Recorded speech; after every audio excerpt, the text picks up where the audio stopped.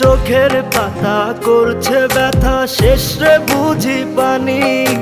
রক্তগুলো টলমলো ঝরবে এবার জানি।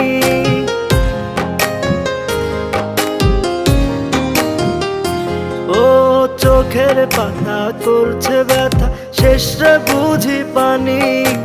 রক্তগুলো টলমলো ঝরবে এবার জানি। দু চোখ আমার অন্ধ হোক, বন্ধুর পাশে অন্য লোক, কেমন করে দেখবো আমি এমন অবিচার।